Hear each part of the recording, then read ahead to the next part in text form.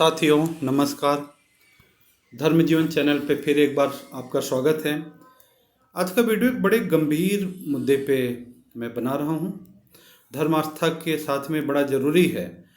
Subject है कि क्या संत आसाराम बापू को सरकार जेल में ही मार डालना चाहती है। बहुत संवेदनशील मुद्दा है और मैं एक सुप्रीम कोर्ट के जो एडवोकेट है उनका वीडियो भी आप देख रहे हैं, सामने बताऊंगा। पहले मैं एक चीज़ बता दूं, एक नाम आपको बता रहा हूं। जो सॉलिसिटर जनरल तुषार मेहता, जो भारत सरकार के कहें आप एडवोकेट हैं, जो देश से संबंधित जो बड़े मुद्दे जहां राष्ट्र हित की बात है उस मुद्दों का केस लड़ते हैं। जैसे कुछ केस मैं आपको बता दूं, धारा 370 जब हटाया गया था तो बहुत सारे लोगों ने उसके खिलाफ में पक्ष रखा। तो सरकार का पक्ष रखा था तुषार मेहता जी ने, धारा 370, क्योंकि राष्ट्र का बहुत बड़ा मुद्दा था। उसके बाद में ये जो प्लेसेज ऑफ वर्शिप एक्ट है, जो ये है कि मंदिर मस्जिद वाला मुद्दा है कि इसको 15 अगस्त 1947 के आधार पे ही रहने दिया जाए, उसके बारे में भी सरकार का पक्ष रखने के लिए तुषार मेहता जी को भेजा गया था, क्योंकि बहुत बड़ा मुद्दा था। और इसके बाद में देशद्रोह कानून जो था उसके बारे में जब सवाल उठे तो उस समय भी तुषार मेहता जी को भेजा गया था। तो तुषार मेहता एक बहुत बड़ी शख्सियत हैं, जहाँ पे भी राष्ट्र हित की बात है, देश हित की बात है, सरकार के सामने कोई बड़ा गंभीर मुद्दा है, वहाँ पे तुषार मेहता जी जाते हैं, सुप्रीम कोर्ट में बहस करते हैं, वकील हैं और केस लड़ते हैं। लेकिन अभी जस्ट फिलहाल में एक केस था सुप्रीम कोर्ट में संत आसाराम जी बापू का। केस क्या था वो आप जान लीजिए। केस ये था कि 88 साल के उम्र के आसाराम जी बापू, जो पिछले 13 वर्ष से जेल में हैं, उनका स्वास्थ्य खराब है और medical report, all India medical Jodhpur की जो रिपोर्ट है उसकी रिपोर्ट के अनुसार उनके हार्ट में कई सारे ब्लॉकेज भी हैं, जो कि जेल जाने से पहले नहीं थे। उसके अलावा और बहुत सारी बीमारियां हैं। कोविड में भी उनको कोविड हो गया था, हीमोग्लोबिन 3% तक चला गया था, क्रिटिकल कंडीशन थी, उनका स्वास्थ्य बिल्कुल ठीक नहीं है। इस आधार पे जमानत की मांग की गई थी कि भाई आज इलाज के लिए उन्हें राहत दिया जाए, क्योंकि वो अपनी इच्छा अनुसार इलाज करा सके। अभी इलाज के लिए क्या होता है कि अगर स्थिति खराब भी है तो कोर्ट में आप डेट लगाइए, वहाँ पे जज साहब बैठे, समय मिले, उसके अनुसार अनुकूल नहीं है। तो इस आधार पे जब सुप्रीम कोर्ट में लगाई तो सुप्रीम कोर्ट के जज ने भी माना कि नहीं, मांग उचित है, क्योंकि 88 साल की उम्र है, इतनी सारी बीमारी है, और उस बीमारी में अगर इलाज के लिए कोई अपनी इच्छा से इलाज के लिए मांग करना चाहते, ये विचार किया जा सकता है। विचार के लिए बात हुई। बात सिर्फ इतनी थी कि आसाराम बापू को स्वास्थ्य के आधार पे जमानत मिले, वो इलाज करा सकें। और आज मैं कह रहा हूँ कि ये बड़ा साधारण सी बात है, कोई बहुत बड़ी बात नहीं है। लेकिन आसाराम बापू को स्वास्थ्य के आधार पे इलाज करने के लिए जमानत ना मिले, ये आसाराम बापू गुजरात केस में, क्योंकि जोधपुर केस में तो वो जमानत मेडिकल ग्राउंड पे है ही, लेकिन गुजरात में भी एक केस है, उस केस पे वहाँ पे गुजरात सरकार में वहाँ आवेदन लगाया था कि भाई आपके यहाँ से भी उनको इलाज के लिए आवेदन मिल जाए, ताकि वो अपनी इच्छा अनुसार इलाज करा सकें। तो सबसे बड़े आश्चर्य की बात क्या हुई कि आसाराम बापू को इलाज के लिए मतलब सुविधा ना मिले, उनको इजाज़त ना मिले, इलाज के लिए उन्हें बेल ना मिले। इसके लिए गुजरात सरकार ने सॉलिसिटर जनरल तुषार मेहता को सुप्रीम कोर्ट भेजा था कि आसाराम बापू को इलाज के लिए जमानत ना मिले। उसके लिए तुषार मेहता सुप्रीम कोर्ट में आए थे। और सबसे बड़ी बात यह थी कि क्या आसाराम बापू को इलाज के लिए अगर जमानत मिलना, आज पूरा भारत ये जानता है कि आसाराम बापू का केस एक तरह से फ्रॉड और फर्जी केस है। आज बड़े बड़े वकील, अभी हमने जो काशी विश्वनाथ का विष्णु जैन जी केस लड़ रहे हैं और मथुरा मंदिर का, उनका वीडियो भी सुना, तो भी कह रहे थे आसाराम बापू का केस सही तरीके से रखा नहीं गया, नहीं तो केस ऐसा नहीं था। लेकिन फिर भी तुषार मेहता जैसे इतनी बड़ी शख्सियत को सिर्फ इसलिए सुप्रीम कोर्ट भेजा गया कि आसाराम बापू को इलाज के लिए बेल ना मिल सके। क्यों? सरकार की मंशा क्या है? सरकार क्या चाहती है? आसाराम बापू बिना इलाज के जेल में ही मर जाए, इलाज ना मिले? आइए पहले वकील साहब की हम बात सुन लेते हैं। सुप्रीम कोर्ट की वकील हैं, फिर आपको इस विषय पे हम चर्चा करेंगे। बिकॉज आसाराम बापू की इसमें जो एज है वो 88 ईयर्स हो चुकी है, जैसा कि दामा नायडू सीनियर एडवोकेट ने आर्ग्यू भी किया वहां पर, और उनको हार्ट अटैक्स आ चुके हैं, ये भी कोर्ट ने खुद कंसिडर भी किया। तो ऐसे में बनता ही है, और ये सारी बातें रखने के लिए सुप्रीम कोर्ट में दामा नायडू सीनियर एडवोकेट और कामत जी दोनों को देखकर ठीक लगा। लेकिन क्या ठीक नहीं लगा, वो एक जो आश्चर्य वाली बात लगी, जो कि थोड़ा शायद जजेस को भी थोड़ा शॉकिंग लगा, कि इसमें जो सरकार की तरफ से, यानी इसमें ऑपोजिट पार्टी कौन है, गुजरात सरकार, गुजरात सरकार की तरफ से जो सरकारी वकील पेश होने चाहिए थे, यानी सरकार की तरफ से या तो एजी पेश होते हैं, या फिर डबल एजी पेश होते हैं, या फिर कोई जो स्टैंडिंग काउंसिल होते हैं वो आते हैं और विरोध करते हैं, जो नॉर्मल प्रोसेस होता है। लेकिन इस केस में गुजरात सरकार की तरफ से कौन आया, senior advocate Tushar Mehta. And senior advocate Tushar Mehta कौन है, he is the solicitor general of India, देश के सॉलिसिटर जनरल हैं। और तुषार मेहता गुजरात सरकार की तरफ से आए हैं आसाराम बापू की एसओएस में विरोध करने के लिए, ऑब्जेक्शन करने के लिए। और ये थोड़ा स्ट्रेंज लगा हमें, बिकॉज सॉलिसिटर जनरल हमारे देश के, जो कि इतने बड़े बड़े मैटर्स संभालते हैं, इतने बड़े बड़े जो नेशनल इंपॉर्टेंस के केसेस होते हैं, जिसमें कि सॉलिसिटर जनरल को सुनना बहुत आवश्यक होता है। उसके अलावा भी बहुत सारे इंपॉर्टेंट केसेस होते हैं जिसमें कि सॉलिसिटर जनरल तुषार मेहता को पेश होना होता है और आर्ग्यूमेंट करना होता है। लेकिन इस केस में, जो कि एक रेप केस है, जिसमें कोई ईडी या मर्डर का केस भी नहीं है, जो कि अब एक चीज आते हैं हम इस केस में, आप समझो कि ये भी सुन लीजिए, इंपॉर्टेंस का केस भी नहीं है, लेकिन एक रेप केस में, जिसमें कि ऑलरेडी आसाराम बापू को 11 साल जेल में ऑलरेडी हो चुके हैं, और जिसमें कि अपील पेंडिंग है, और अपील को सुनवाई में बहुत टाइम लगना है, और जिसमें कि उम्र उनकी 88 ईयर्स हो चुकी है, 88 साल हो चुकी है, और कई हार्ट अटैक आ चुके हैं, हालत बहुत ज्यादा गंभीर है, मेडिकल ट्रीटमेंट लेना पड़ रहा है लगातार उनको। ऐसे केस में अगर वो सुप्रीम कोर्ट से अपने दूसरे अहमदाबाद के केस में एसओएस लेने, बेल लेने आए हैं, तो इस चीज को ऑब्जेक्ट करने के लिए गुजरात सरकार ने देश के सबसे बड़े वकील, यानी जो देश के सॉलिसिटर जनरल ऑफ इंडिया है, उनको पेश किया है। ये थोड़ा तो हैरानी करता ही है कि गुजरात सरकार को ये एक नेशनल इंपॉर्टेंस का केस लग रहा है कि तुषार मेहता जैसे senior advocate, Tushar Mehta solicitor general को उनको खड़ा करना पड़ा ऑब्जेक्शन करने के लिए। और जबकि इस केस में I also heard the first date of hearing in this case, इसमें जब नोटिस हुआ था, कल जो स्टेज थी वो आफ्टर नोटिस थी, तो नोटिस जब हुआ था, इसमें इशू नोटिस हुआ था, तब उस दिन भी ऑनरेबल जस्टिस सुंदरेश जो है, इसमें ऑनरेबल जस्टिस सुंदरेश और ऑनरेबल जस्टिस अरविंद कुमार की जो बेंच है, उन्होंने फर्स्ट डेट पर ही नोटिस के समय ही ये अपना इंक्लिनेशन दिखा दिया था कि we are only going to consider on medical grounds, क्योंकि ऑलरेडी उनकी एज इतनी है और मेडिकल ग्राउंड्स इसमें सफिशिएंट है, तो मेडिकल पर सुनेंगे। जब मेडिकल ग्राउंड्स पर ही सुनवाई होनी है, तो तुषार मेहता जैसे बड़े वकील सॉलिसिटर जनरल को पेश करने की जरूरत क्या थी, जब कोई बहुत सीरियस इशू हो या कोई बहुत लीगल इम्प्लीकेशन वाला इशू हो, जहां पर लॉ का इंटरप्रिटेशन करना बहुत जरूरी है, जहां पर कोई सरकार का इंपॉर्टेंट स्टैंड आना सामने जरूरी है, वहां पर तुषार मेहता की जरूरत पड़ती तो ठीक भी लगता। लेकिन इस केस में, जहां पर सिर्फ मेडिकल ग्राउंड में एक व्यक्ति को, जिसकी उम्र 88 ईयर्स हो चुकी है, बिल्कुल एंड ऑफ लाइफ में है वो, और जिसकी मेडिकल स्थिति भी ऐसी है, ऐसे केस में मेडिकल ग्राउंड्स की एसओएस को ऑब्जेक्ट करने के लिए तुषार मेहता को अपीयर करवाया गुजरात सरकार ने, ये एक प्रश्न तो खड़ा करता ही है।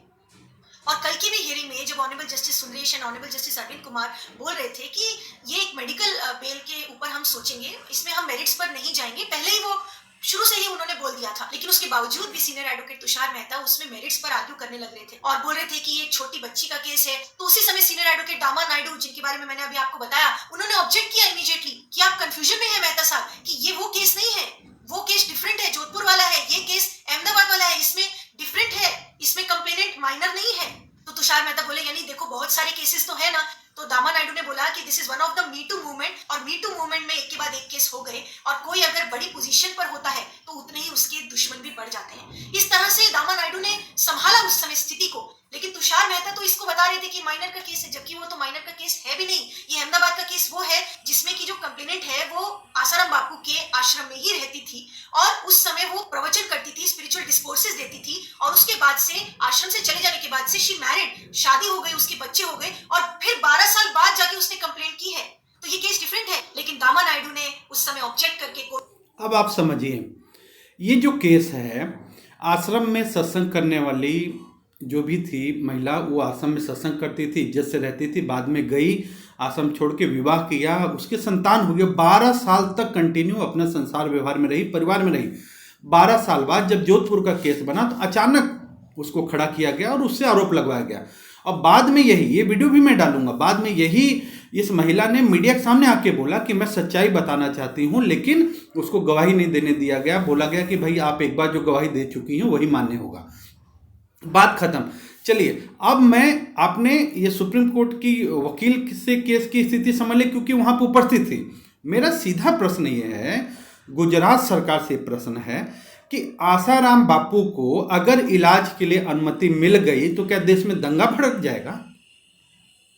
क्या स्थिति, क्या परेशानी है गुजरात सरकार को, जहां पे इस हिंदुस्तान में बड़े बड़े अपराधियों के लिए रात में कोर्ट खुल जाती है, राजनेता जमानत लेकर के चुनाव प्रचार कर रहे हैं, अभिनेता जमानत लेकर फिल्म की शूटिंग कर रहे हैं, पॉलिटिशियंस अभिनेता के अलावा आपके प्रेस रिपोर्टर अपराधी होने के बाद भी अपना मीडिया में डिबेट कर रहे हैं। वहां कोई समस्या नहीं सरकार को। आसाराम बापू को 88 साल की उम्र में एक ऐसा केस जिसमें आरोप लगाने वाली लड़की खुद खड़ी होकर कह रही मीडिया के सामने मुझे सच्चाई बताना, मुझे बताने नहीं दे रहे, वहां भी रोक दिया गया।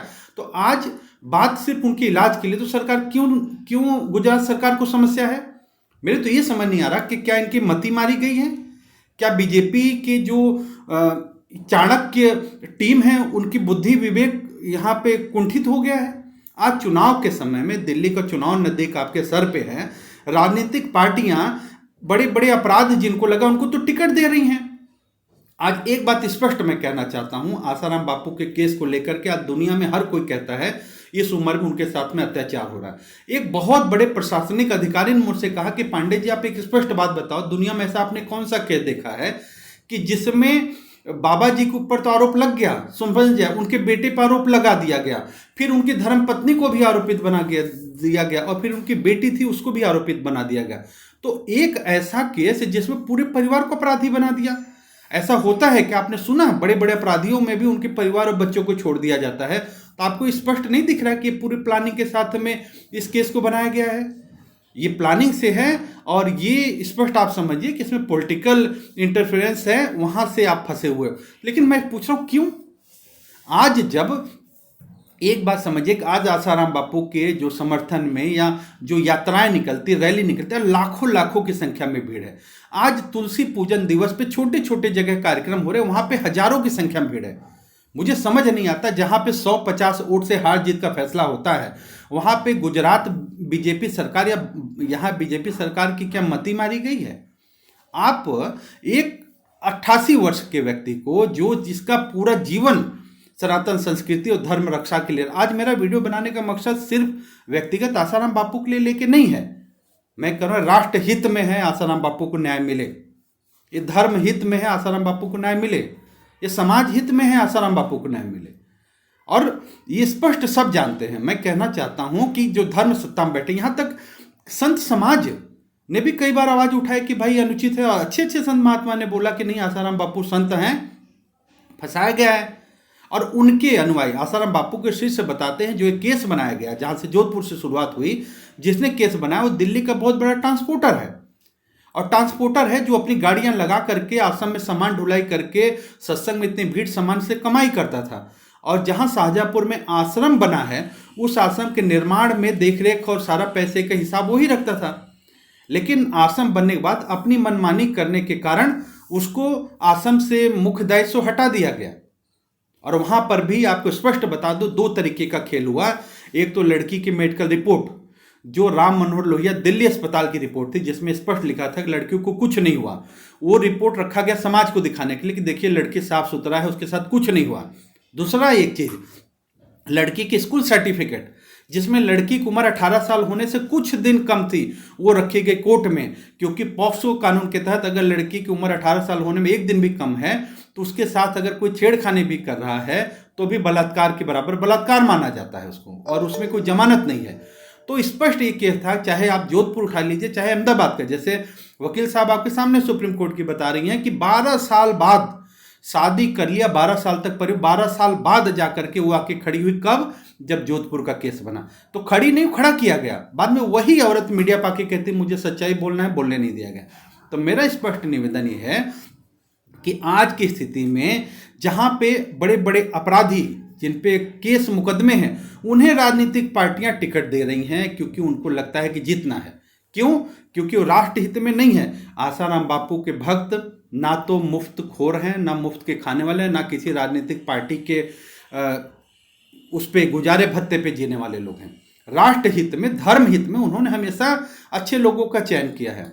अब मुझे स्पष्ट रूप से कहना है कि धर्म सत्ता, राष्ट्र सत्ता पे जो लोग लगे उन्हें अपने बुद्धि विवेक से कार्य लेना चाहिए।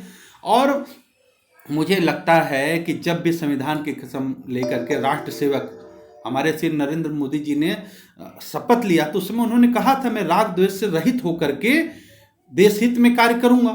तो ये कौन सा देश हित है कि आसाराम बापू को अगर जमानत मिलने वाली है, 88 साल की उम्र में मांग रहे हैं वो कि केवल इलाज के लिए उनके मन माफिक इलाज मिल सके, उसके लिए अगर वो जमानत की मांग कर रहे हैं तो उसके लिए आपको तुषार मेहता जैसे सीनियर एडवोकेट को खड़ा करेंगे कि आसाराम बापू को इलाज के लिए अनुमति ना मिले।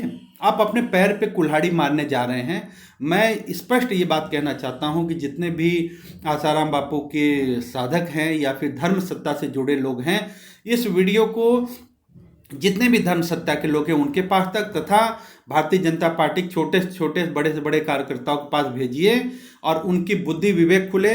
और अगली डेट जो मिले उस पर स्पष्ट रूप से मैं कहना चाहूँगा कि सरकार की तरफ से इस प्रकार हीनता के, और मुझे तो कहने में अफसोस हो रहा है कि इस तरह का कोई कृत्य ना हो। यहाँ पे बड़े बड़े अपराधियों को खुलेआम घूम रहे हैं, लेकिन एक सनातन हिंदू संत को जिन्होंने अपना पूरा जीवन देश और समाज सेवा कार्य में लगा दिया, तुलसी पूजन, माता पिता पूजन, नारी तू नारायणी, घर भोजन करो, भजन पाओ, दक्षिणा घर ले जाओ योजना, कितना देश हित में कार्य किया। लेकिन एक सिर्फ आज वो इलाज के लिए अगर मांग कर रहे हैं और भारतीय जनता पार्टी की गुजरात सरकार तुषार मेहता जैसे वकील को खड़ा करके ये कहना चाह रही कि आसाराम बापू को इलाज के लिए अनुमति ना दिया जाए, दंगे हो जाएंगे। अरे साहब, इतने बड़े बड़े दंगे आपने संभाल लिए और आसाराम बापू के अगर दर्शन के लिए भक्त रोड किनारे खड़े होकर हाथ जोड़ के रो रहे हैं, उससे देश में दंगा फैल जाएगा। अभी आसाराम बापू महाराष्ट्र इलाज के लिए गए, कोई दंगा नहीं हुआ। जोधपुर में आरोग्य में इलाज कर रहे हैं, कोई कानून व्यवस्था नहीं बिगड़ी। और आसाराम बापू इलाज के लिए अगर बाहर आ जाएंगे, इलाज करा लेंगे 88 साल की उम्र में, तो देश में दंगा भड़क जाएगा। क्या राष्ट्रीय हित है भारतीय जनता पार्टी का या गुजरात सरकार का कि आसाराम बापू को इलाज के लिए अनुमति ना मिले? मैं स्पष्ट रूप से कहना चाहूंगा, अपनी गलतियां समय रहते सुधार लीजिए, नहीं तो आप अपने पैर पे कुल्हाड़ी मार लेंगे और इसका आपको बहुत बड़ा खामियाजा भुगतना पड़ेगा। इसलिए मैं ये वीडियो समय रहते जल्दी से जल्दी सभी तक पहुंच सके, इसलिए इस वीडियो को हर राज्य सत्ता के उस व्यक्ति, जिम्मेदार व्यक्ति तक पहुंचाइए जो देश हित की, राष्ट्र हित की, धर्म हित की बात करता है। क्या आप हिंदू राष्ट्र बनाएंगे? क्या राष्ट्र हित की बात करेंगे? जिस संत ने पूरा हिंदू आस्था और सनातन संस्कृति की नींव को मजबूत करने के लिए जीवन लगा दिया, उसको आप लगातार 13 साल से जेल में डाल के बैठे हैं, एक दिन की जमानत नहीं मिल रही है। और क्या इस देश में जमानत नहीं मिलती है? आतंकवादियों को आप बिरयानी खिला रहे हैं और दुनिया भर के कानून व्यवस्था बन रही है आपके। मैं स्पष्ट कोई चीज़ नहीं कहना चाहूँगा, मैं सिर्फ निवेदन कर रहा हूँ, इस चीज़ को राज सत्ता बिल्कुल समझे और इस चीज़ का, इस तरह का गलत कार्य ना हो कि किसी संत को इलाज के लिए इस उम्र में अनुमति ना मिले, इसके लिए राज्य सरकार विरोध करे। धन्यवाद।